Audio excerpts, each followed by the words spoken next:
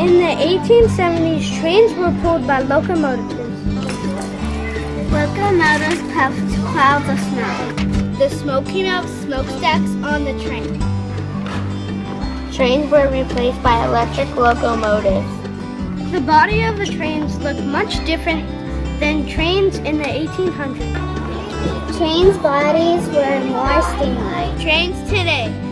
Most trains are powered by diesel or electricity. The electricity are supplied by wires overhead.